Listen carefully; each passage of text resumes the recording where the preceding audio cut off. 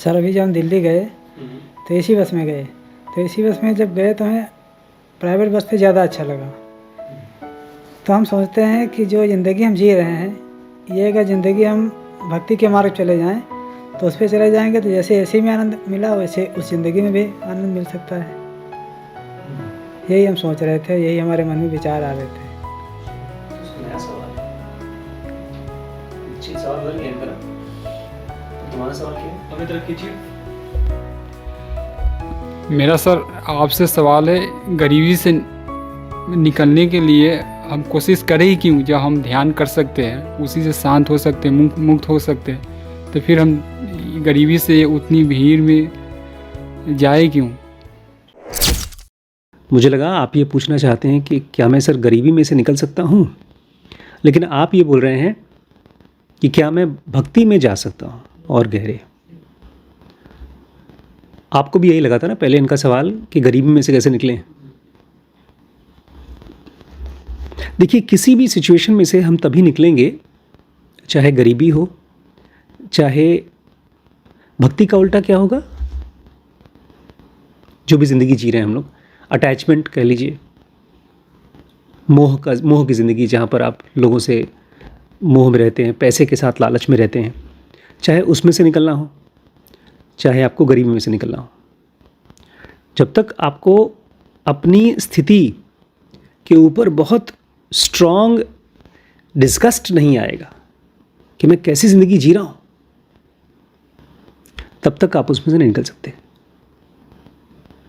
क्योंकि हम लोग अपनी जिस स्टेट में रहते हैं, जिस किसी स्टेट में भी रहते हैं, हम खुद ही उसको क्रिएट करते हैं। हमारे परिस्थितियाँ कहाँ से निकलती हैं? हमारी हैबिट्स में से, आदतों में से। और आदत कहाँ से बनते हैं? आदतें अपने आप ही बन जाती हैं। आदतें बनती हैं बिना सोचे समझे। जैसे आपके मन में ये विचार आया कि एसी कार कितनी कंफर्टेबल है, तो भक्ति की ज़िंदगी भी बहुत कंफर्टेबल होगी। तो दो चीज़ें आपके साथ हुई एक साथ। आपको मोह की ज़िंदगी खराब लगी और भक्ति की ज़िंदगी अच्छी लगी। देखिए, आप घर छोड़ के निकलेंगे, कहीं ठिकाना होगा तभी तो जाएंगे। विचार में तो सबको पसंद आता है, भगवान से भक्ति करना, ये सबको अच्छा लगता है विचार में, लेकिन भाव नहीं होते। अच्छा, भाव भी अगर हो, इमोशंस भी हो, तो आदत नहीं होती। जैसे आज ये नीराजली व्रत है, उसके लिए तो शरीर साथ देगा, तब तो शरीर साथ दे, इमोशन साथ दे, तब जाके विचार को मजबूती मिलती है। आपने उसी को दोबारा पूछा, लेकिन मैं इसको चेंज करना चाहता हूँ। मैं चाहता हूँ आप लोग गरीबी में से भी निकलें, लेकिन लालची न बन जाएं। आमतौर पे हम लोग गरीबी से इसलिए नहीं निकलना चाहते क्योंकि बताया जाता है कि जब तक लालची नहीं होगे तब तक गरीबी में से निकल नहीं सकते। जब तक बहुत ज़्यादा क्रूर नहीं होगे, एम्बिशियस नहीं होगे, तब तक गरीबी में से निकल नहीं सकते, ऐसा माना जाता है। नहीं, ये सच नहीं। गरीबी में से निकलने के लिए सबसे पहले हमें मन की गरीबी से निकलना होगा। हमको ये समझना होगा कि पैसा, जैसे हम एक तरफ आध्यात्म को सीख रहे हैं, भगवान का विज्ञान सीख रहे हैं ज़िनुंगा के ज़रिए, ऐसे ही पैसे का भी एक विज्ञान है और उसको जानना कोई गलत काम नहीं है। ऐसा मैं बहुत साल तक सोचता था। जब तक मैं गुरुओं के आश्रम में था, तब तक मैं उनके लिए काम करता था। एक गुरु जी के लिए मैंने ऑलमोस्ट 2-3 साल तक काम किया। दिन में अपना कॉलेज गए, शाम को अपना घर पे पढ़ाई किया, और बीच में जिस दिन छुट्टी है उस दिन गुरु जी के लिए काम किया, बिना किसी पैसे के। और क्या काम होता था? उनका पैम्पलेट बांटना, लोगों को बताना कि आओ तुम भी आश्रम में आओ लोगों के यहाँ, गुरु जी के यहाँ। और गुरु जी उसका बाकायदा पैसा लेते थे। वो आते थे तो मर्सिडीज़ में आते थे, बड़ी महंगी कार में, 50 लाख की कार में आते थे। और हम लोगों को कहते थे कि रुपए पैसे का लालच मोह नहीं करना चाहिए। मुझे लगता था भाई ये तो बहुत बड़े गुरु हैं, इसलिए इनके पास पैसा हो तो कोई दिक्कत नहीं है। लेकिन हम लोग मोह करके गलत कर रहे हैं, मतलब पैसे के साथ मोह करके गलत कर रहे हैं। इसलिए मैं कई साल तक अपने खर्चे अपने पिताजी से लेता रहा। अगर मुझे लालची नहीं होना है तो कम से कम ऐसा भी नहीं होना है कि मैं दूसरे के ऊपर बोझ बन जाऊं, जो मैं था। मेरा रहना खाना पीना सब पिताजी देख रहे थे, और मैं काम किसके लिए कर रहा हूं? किसी और के लिए। ये तो जब मुझे अपना माइंड समझ में आया, मेरे ब्रेन के अलग अलग सेंटर समझ में आए, तब मुझे समझ में आया कि पहली बार मुझे समझ में आया कि मुझे पता ही नहीं है। असल में ये जो मेरी बेवकूफ़ी है, अज्ञान, इसको मैंने एक कपड़ा पहना रखा था, ये लालच नहीं करना चाहिए। किस चीज़ का अज्ञान? पैसे के बारे में अज्ञान था। मुझे पैसे का ABC नहीं पता था। और जो चीज़ आपको नहीं पता वो चीज़ आप इकट्ठी नहीं कर सकते। सिंपल सी बात है। अच्छा, दूसरी चीज़, एक बार आपके पास पैसा आ गया तब मालूम पड़ेगा कि आप लालची हैं कि नहीं, पहले नहीं। आपके पास पैसा आ गया, अब उस पैसे का आप क्या इस्तेमाल करते हो? आप जाके शराब पीते हो, पार्टी करते हो, महंगी महंगी गाड़ियाँ खरीदते हो, अय्याशी करते हो, तब आप लालची हो। और वहीं एक समझदार आदमी अपने पैसे का स्कूल्स बनवा सकता है, बहुत काम कर सकता है। बड़े बड़े देशों में, एक हम लोग पढ़ रहे थे एक बार, एक बिलियनर था, अरबपति था, उसने तो ढेर सारी यूनिवर्सिटी बनाई। इसीलिए मैं बच्चों के साथ में एक सीरीज़ बना रहा हूं जिसमें पैसे के नियम पढ़ा रहा हूं। क्योंकि पैसा, पता है, चाहे हम पसंद करें चाहे ना करें, पैसे के साथ हमारा वो ताल्लुक़ है जैसा हवा के साथ है, जैसा पानी के साथ है। बिना हवा के नहीं रह सकते, पैसे के बिना भी रह नहीं सकते। लेकिन जितना जरा सा है उसी में गुजारा चल रहा है। इसी को तुम गरीबी बोलते हैं। क्या हम कभी कहेंगे बच्चों को कि कम पानी पियो, कम सांस लो? हम पैसे के साथ इसलिए ऐसा करते हैं क्योंकि हम पैसे के नियम कानून समझते नहीं हैं। अभी फरवरी में मैंने ऐसे ही कोई किताब पढ़ना शुरू किया तो उसमें पता चला म्यूचुअल फंड कुछ होता है, उसमें मैंने थोड़ा पैसा लगा दिया। अब तक मैं वो अपने आप खाली रखे बैंक में रखे अच्छा बड़ा अमाउंट हो गया। उसमें मैं एक आदमी की 10 महीने की सैलरी दे सकता हूँ। इसलिए मैंने अब नया रजिस्टर बनाया है कि कितने बार मैं म्यूचुअल फंड बनाऊंगा। और सिंपल सा था, मुझे एक अकाउंट में से पैसा निकाल के दूसरे अकाउंट में डालना था, खाली पैकेजिंग बदलनी थी। लेकिन जब पता होगा तब तो करोगे।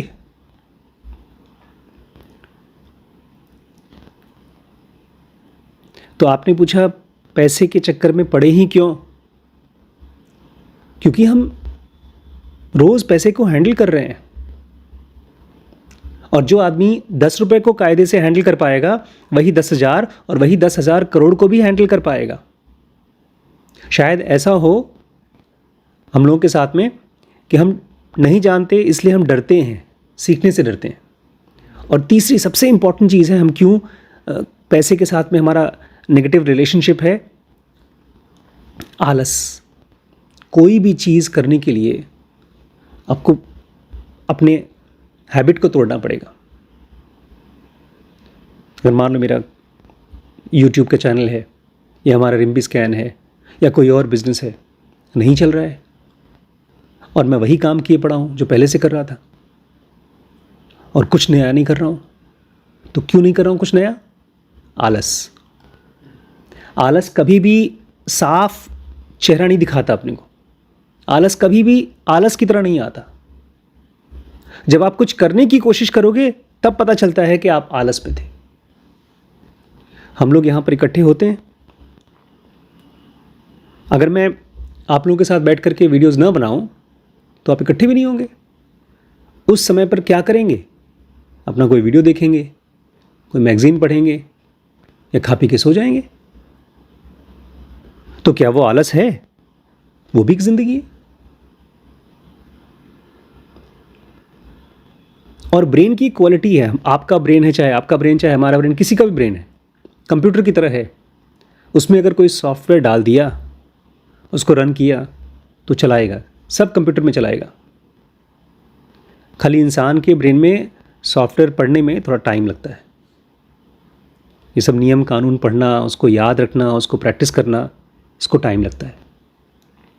क्योंकि हमारा ब्रेन वही चीज़ें याद रखता है जो उसको लगता है बहुत इम्पॉर्टेंट, और जो चीज़ बहुत इम्पॉर्टेंट लगता है उसको याद भी नहीं करता, उसको आदत बना देता है। लेकिन आपको देखना पड़ेगा कि मेरी आदत से क्या मुझे दुख हो रहा है, मेरी आदत से क्या जिस कंडीशन में मैं हूँ उससे मैं बाहर निकल पा रहा हूँ। अगर नहीं निकल पा रहा हूँ तो उस आदत को तोड़िए। और अगर आपको दिखाई देता है कि कोई ऐसी आदत है जो आ जाए तो मेरी ज़िंदगी में और इम्प्रूवमेंट आ जाएगा, तो वो करिए। जैसे मुझे लगता है कि आप दोनों को डुओलिंगो में अंग्रेज़ी सीखनी चाहिए, रोज़ 10 मिनट 15 मिनट के लिए। आप दोनों को कम से कम एक वीडियो देखना चाहिए हम लोगों का पैसे का सीरीज़, सॉलिड मनी रूल्स के नाम से हम बना रहे हैं। अब मैंने एक नया सीरीज़ बनाना शुरू किया है। पहले जो WBX बनाते थे उसमें बिज़नेस के ही बारे में बात करते थे, और वो बड़े बड़े बिज़नेस के बारे में। उससे आप लोगों का हम लोगों का कोई ताल्लुक़ नहीं है। 100 करोड़ 500 करोड़ हमारे पास कहाँ है? हमारे पास तो 50,000 1 लाख 2 लाख रुपए इकट्ठे हो रहे हैं। उसका क्या करें और कैसे उसको हम बड़ा कर सकें, उसकी सीरीज़ है। और कहीं पर भी इन दोनों रास्तों में कोई इंटरसेक्शन नहीं है, मतलब कोई टकराव नहीं है। एक अमीर आदमी भी भक्त बन सकता है, एक गरीब आदमी भी मोही रह सकता है, दुखी रह सकता है। ये दोनों अलग अलग रास्ते हैं। जैसे एक सांस का रास्ता है, आप सांस लेते रहो और खाना खाते रहो। हम ये तो नहीं कहते खाना खा रहे हैं तो सांस नहीं लेंगे। आप भक्ति करो, ध्यान करो, वो एक अलग ज़िंदगी है, अंदर की ज़िंदगी है। और बाहर की ज़िंदगी, आप सक्सेसफुल हो, मेहनत करो।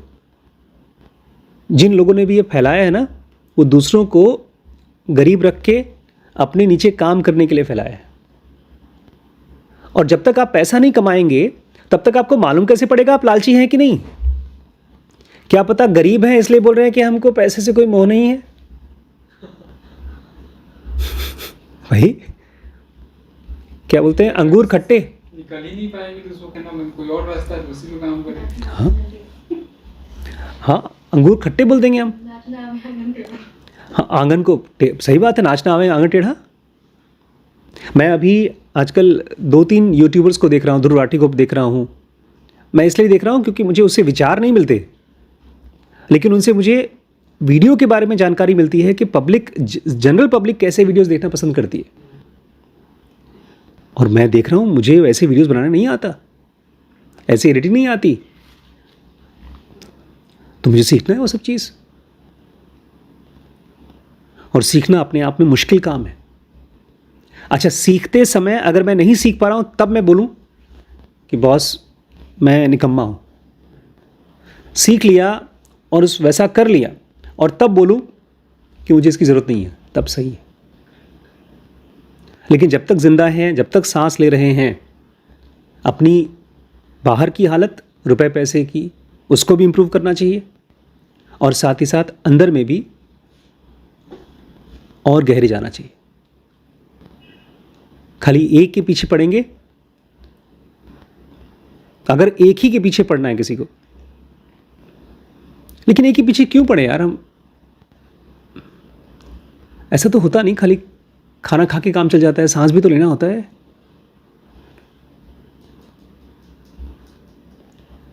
हाँ, रमण महर्षि जैसे लोग सब कुछ छोड़ छाड़ के ध्यान करते हैं क्योंकि उनका शरीर ये चीज़ बोलना शुरू कर देता है। जब आपका सेक्शन 3 खुलता है तो जैसे एक आदमी नींद आती है तो सो जाता है, चाहे कैसे भी हालत में हो। अगर आप 24 घंटे नहीं सोए हैं तो इससे फ़र्क नहीं पड़ता है कि आपके रूम में एसी है कि पंखा है, बस आप पड़े और सो गए। ऐसे ही जब आपका सेक्शन 3 खुलता है तब आपको किसी से नहीं पूछना है कि मैं मोही हूँ कि निर्मोही हूँ, मैं ध्यान करूँ कि कुछ करूँ कि पैसा कमाऊँ, कुछ नहीं। आप अपने आप ध्यान करते हो। लेकिन जब तक आप वहाँ नहीं पहुँचे तब तक आपको इन दोनों पटरी पे गाड़ी चलानी होगी। कौन कौन सी 2 पटरी? एक तरफ भक्ति, ध्यान, ईश्वर, और दूसरी तरफ रुपया, पैसा। इसलिए भगवान विष्णु की पत्नी कौन है? लक्ष्मी जी हैं। तो एक तरफ विष्णु और एक तरफ लक्ष्मी। इसलिए मैं दोनों चीज़ों को पढ़ाता हूँ, बच्चों के साथ दोनों करता हूँ। मैंने गलती कर दिया था, मैंने MBBS के समय लास्ट ईयर MBBS में पढ़ाई ही बंद कर दी थी। मेरा एक साल इंटर्नशिप को 1 साल लेट हो गया और MBBS के बाद MD करने में 4 साल लेट हो गया। हमको एक चीज़ और होती है बेटा, ये आप देखेंगे तो आपके अंदर भी दिखाई देगा।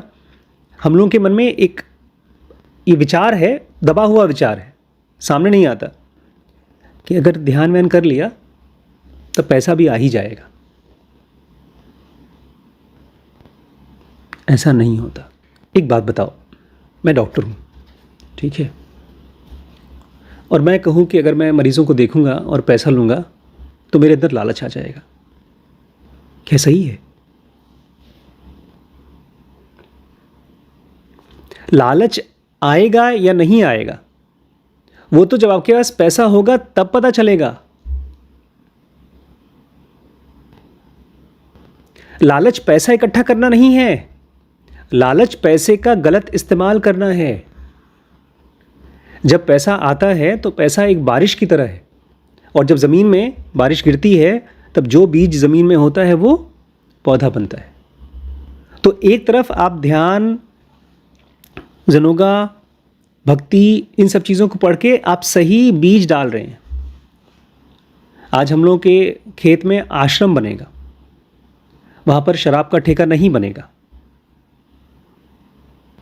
ये तो क्लियर है।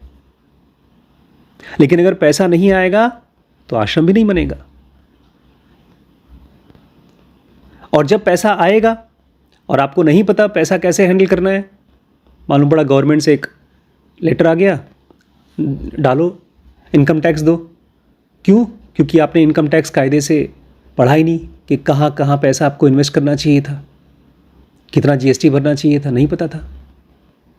और आध्यात्म में ही ये भी कहा जाता है, अज्ञान भी एक तरह का पाप है, चाहे वो भगवान के बारे में हो, चाहे वो माया के बारे में हो। दोनों एक दूसरे को सपोर्ट करते हैं।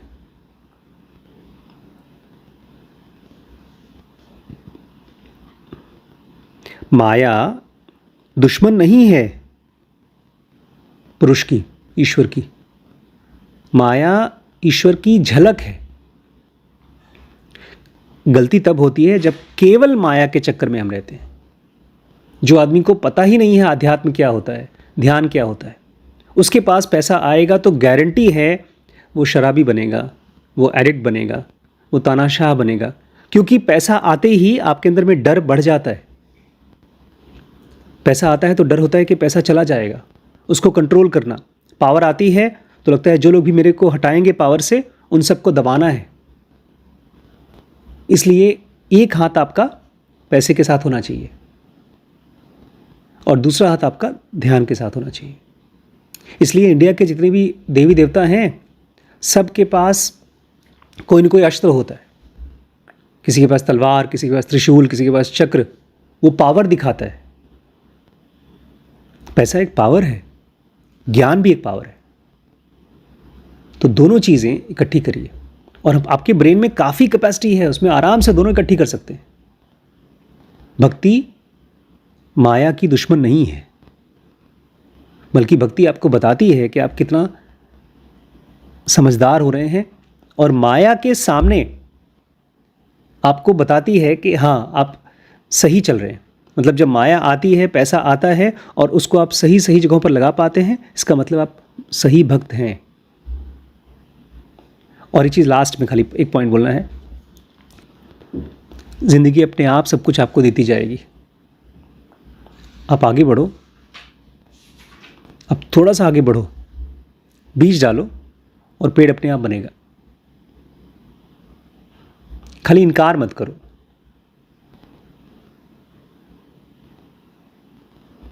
ठीक है।